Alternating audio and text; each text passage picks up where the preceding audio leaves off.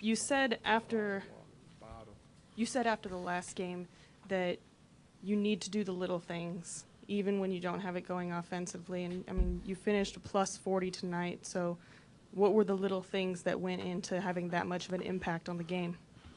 I mean, with the way they guarded me, double teams, you can see it on pick and rolls. Mark is not helping out for me. They really stuck to me, and every time I put it on the floor or every time I have the ball, they just collapse.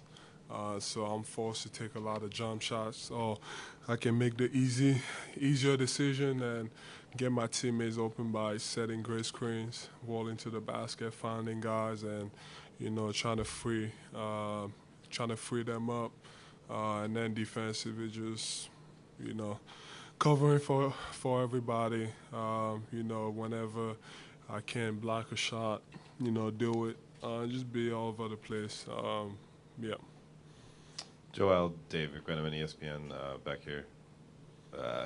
You told us in Toronto that you wanted to kind of get back that joy, get back that effervescence that you bring to the court. When you had those 2 blocks in the third quarter on Kawhi and then hit the shot and kind of backpedaled with a smile on your face, did you? Me, man. That started it. I was just sitting here and then they asked me a question. Yeah. Did you feel that stretch like that was you kind of welcoming yourself back to the playoffs, getting over what you'd been through? Man, it started from the beginning, coming in, knowing that this was do or die situation.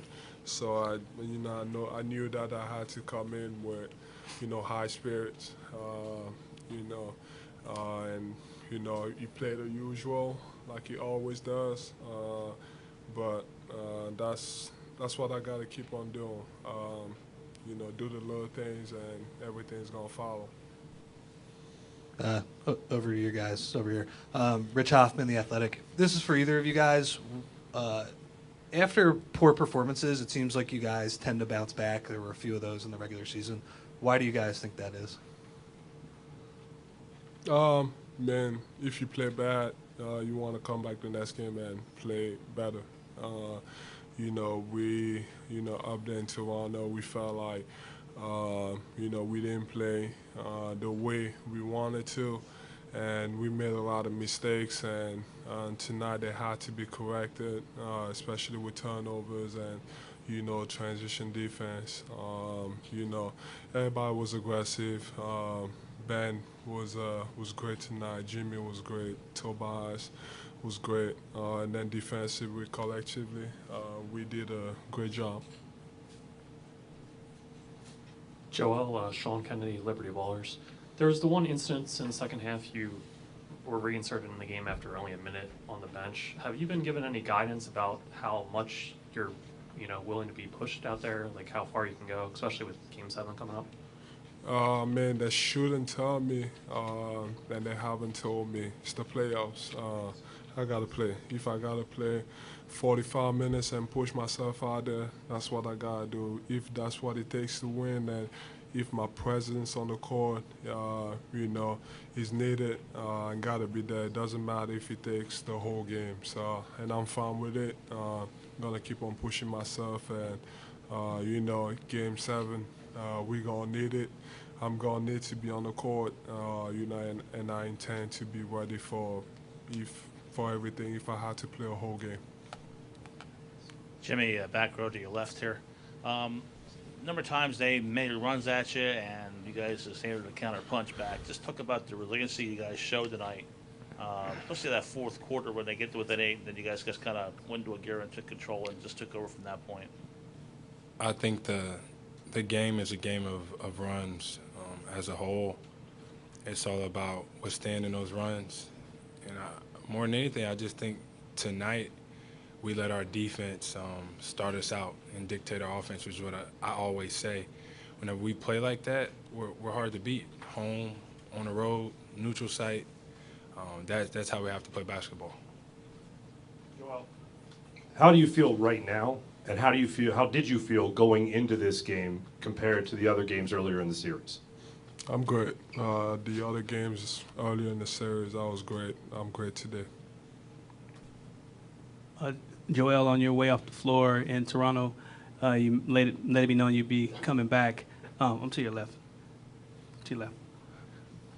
Let it be known that you'll be coming back for Game 7. Now that this moment's here, what are your emotions going into a do-or-die situation in Game 7? Just gotta play basketball. You know, basketball is fun. I understand that I understand that it's Game 7. But gotta come in and fight just like we did tonight. Our back was on the line tonight. I feel like our back is still on the line. He's on the line, so we just gotta do the same thing. Come back and, like you said, it's all about defense. If we play defense like we played tonight, or in Game 2 and 3, we feel like we can beat anybody. So we gotta come in and be ready. Joel and Jimmy on your right, Hilbert. Joel, what did Jimmy mean to you guys in the first half? And Jimmy, did you feel like you had to come out and sort of take things over in the first half? It seemed like you played that way. I just came out aggressive, as they tell me to be all the time. Game simple. I shoot the ball when I'm open. Sometimes I shoot it when I'm not open. And I try to get out in transition, get some steals, get some rebounds, and take off. That's just how the game went for us tonight. Home crowd was great. No boos. They booed us a little bit, right? They did boo. Okay, they booed us a little bit. They did. We appreciate it. But all in all, they was really into the game. Joel, can you talk about Jimmy's first half? It was great. Carried us offensively and defensively, obviously. Feel like the last step that he had before the half was huge, especially for the momentum. We need him to be the same, especially up in Toronto. Jimmy, over here to your left. Has this been a part of your plan since you've been here to be more aggressive around this time of year? Because at the start of since you got here, it seems like you were finding your way. You were being maybe a little bit more on the passive side, but now you seem more aggressive and assertive. Has that been a part of the plan, or is that just a figment of our imagination? I'm gonna go with the imagination part. I'm just hooping. I'm doing what they asked me to do. And I play to win. I think right now this is what I have to do in order to give us a great chance of winning. I think from game to game, hell, from series to series, the role could change. I'm cool with it. Like I always say, I just want to win. If we win, I'm good. If we don't, I got a problem. Dan Gelson, the Associated Press. Joel, how concerned are you about the flagrant situation? Is there anything you need to do in your game differently to? This is annoying, stupid. I feel like the one in Brooklyn should have been rescinded tonight. It's just basketball. I didn't mean to do it. I just happened to hit him in the face, I guess, and didn't mean to do it. And it just happened. A lot of things like that happened. I got hit in the face in the first half by Pascal, but kind of like the same situation. That wasn't a flagrant. So, and I saw the video of it. It doesn't look that bad. Now I guess I got one more and I'm going for one game, so I gotta look out for it. But there's definitely this one and the one in Brooklyn that I feel like I didn't deserve. Joel, I'm curious. I know you enjoy playing to the crowd, but there was a lot less of that from you tonight. One, if that was by design, just to stay focused in the moment, and two, how do you bottle the way you played tonight to take to Game 7? I'm mature. I'm starting to figure it out the whole league. I'm starting to figure it out kind of like everybody around here, you guys, the fans. The situation we're in is it's fun. I love being in this situation, and you got to play both sides. You know, I got to be myself, and I'm always gonna be myself. But at the same time, you know, I gotta do my job on the court, and that's all that matters. You know, I gotta show up for my teammates every game, defensively, offensively. I don't know if I didn't play to the crowd tonight on purpose, or if I don't know. Yeah, I was just playing basketball. You know, some days it's gonna happen, some days it's not gonna happen. Jimmy, Kai Garland, Sixers Wire. You're always telling Ben to attack. Tonight, how do you feel like he kind of stepped up to the challenge tonight and attacked the rim as much as he could? He did that. He attacked the transition in the half, made some free throws. That's how we need him to be, along with Joe and everybody else. You can't key in on one or two guys on this team because we have so many guys that can put the ball in the basket. We have so many guys that could get a stop and take off dribbling with the basketball. Like I said before, that's how we're going to win, as we showed tonight. When he's aggressive, when Ben's aggressive, Tobias is aggressive, it gives us a greater chance of winning. Jimmy Butler's performance seemed like he got things started for you guys, 19 points in the first half. Yeah, I mean, the way he started, even the way he ended the first half, he just stamped his authority in his skill package and his will, pick whatever words you want. He was all over that game. And, you know, the mood in the locker room as we went through sort of an early shoot-around, our version of shoot-around before, you could sense the serious side. They got the moment. And I think he got it as much as anybody and led us. He was a tremendous leader, and his performance mirrored his attitude. Ben Mellis, the pick and roll. Brett, can you just speak about the performance of Ben tonight, and especially that first quarter? It seemed like he came out with that disposition you're always talking about and was really pushing it at both ends. He was our bell ringer tonight. You know, I thought Mike Scott off the bench was outstanding. I mean, it's stupid when you look at Joel's plus minus to be a plus 40 is hard to do. And then you see, you know, Jimmy Butler's performance that Keith just spoke about. And so for Ben to be our bell ringer with some of those other performances sort of confirms what I think he did tonight.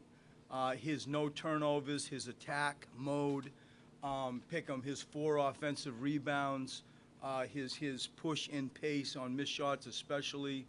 All those things were what made him be an NBA All-Star at 22 years old. And I thought he was excellent tonight, and we needed it all. Brett, Paul Hudger from NBC Sports Philadelphia. With Joel, obviously he was tremendous defensively. Didn't seem like he got in the post maybe as much. Was that strategic, or you think that was just something with him and what he saw? I think a little bit of both. Excuse me, I think a little bit of both. When you're trying to, if you think you're going to go just beat up on and pound it into, you know, somebody that's being defended by a defensive player of the year as Marc Gasol is, that's a hard way to score always. And so, you know, whether you ducked him in, whether you pick and rolled him into sort of that honey spot, that foul line area, or you went a direct post, you know, you can pick different ways that he would get his touches. But to suggest like he didn't get the ball with his back to the basket on Marc Gasol a lot, this is true. And some of it was him, you know, reading the game. Some of it was me not wanting to put him always in that situation. And I thought he was just brilliant kind of all over the place, although it doesn't sort of look it on an offensive stat sheet. Hey, Brett. Jason Blevins, Philly front office. So going back to Joel's defense and impact on his team, but really, does he have an impact on opposing teams as well as a sort of deterrence, a presence back there? Does he change the way people attack or their confidence level? It just seemed like tonight he was a plus 40 in really his first maybe 30 minutes. There seems to be an ebb and flow when he's in the game and when he's not in the game. what is the impact that he's really got? Is it purely tactical? Where do I begin? So, your question kind of surprises me because it's clear the impact he has on the game. Like we get what he does at the rim. It's significant. You know, when he goes out, lots of times, look what happens. And so, of course, like, you know, he's got an incredible defensive impact on a game. If you're looking at sort of people behind you, if you're pick 'em, Kawhi, Kyle, whatever, if you see him, you're probably going to think a little bit more about what you want to do. What's your plan? And his importance to our team is obvious. Tonight you saw a healthier Joel Embiid. And for that sort of example, for that sort of situation of him and his health, he comes out and has a plus 40. It's a huge number. It's a huge plus-minus number in a playoff game. His significance is felt all over the place. Sarah Todd, Philadelphia Inquirer, on your left, Brett. My left. Hi, Sarah. Hi. I'm wondering what went into the decision to go with Boban tonight off the bench rather than what you'd been doing before. I mean, it really hasn't been consistent. We're searching to find an answer for the eighth man. And so, like, we've tried Amir, you know, we've played Furkan earlier, you've played Greg Monroe, who I thought, you know, did okay. And so you're kind of searching a little bit. There wasn't anybody that, like, put their hand up and, like, grabbed that spot. And it didn't help us, obviously. That was a hard 4 minutes for Boban. And I felt like we pivoted out of it quickly, and it could have been a tough environment. But ultimately, you know, we are in pursuit of who is the eighth man. And I'm pausing purposefully. And it's not clear. And so we decided to try Boban, and, you know, the plus-minus says what it says, and the game changed quite a bit. And I have to think this through. Like, do you go with 7 players, maybe, you know, or do you just go back to, like, who is the eighth man? And for that reason, we tried to go with Boban and see. And I'll do the same thing as far as thinking who that is for Game 7s, for the next Game 7. Brett, back to Ben for a second. You had obviously defended him over the last couple of days after what happened in Game 5. Do you view tonight as he needed to play better, he played better, he hadn't played well, so now he decided to play better, or is it more kind of a continuum? You know, he's a young developing player, he's going to come around eventually and play a good game, and it's just simply a matter of time. Like that's my answer, Mike. It's not even close.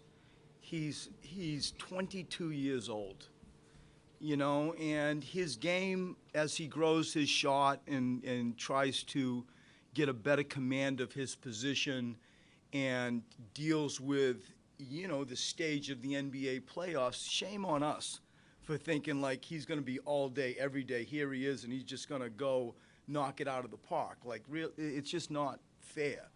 So what he did today was lots of the reasons he was an NBA All-Star at age 22 as an NBA point guard with the ball. And I thought that on missed shots and him pushing it, he was really good. I thought him getting us organized out of our offense after they made a shot was really good. I really loved his no turnovers, and I really loved his offensive rebounds. I thought those two things, amongst all those comments I just made, are what stood out the most. And to your original point, it's the evolution of a 22-year-old 6'10" point guard that used to be a college four-man.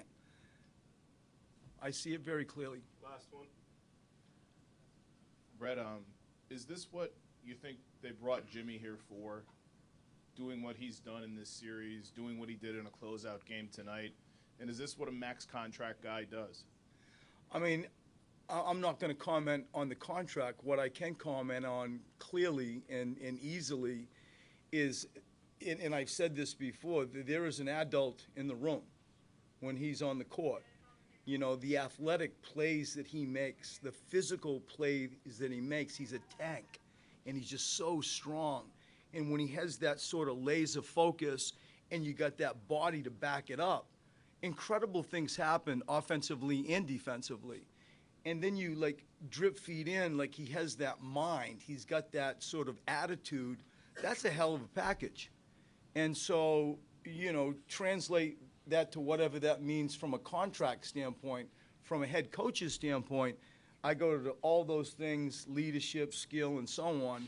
And there was just an adult in the room, you know, in a Game 6 closeout game that has allowed us to go play and have an amazing experience. You know, like playing, I've been fortunate to be in a few Game 7s, and they're very unique. They're special. They are a life lesson, a life opportunity, and he sure allowed us to better achieve it.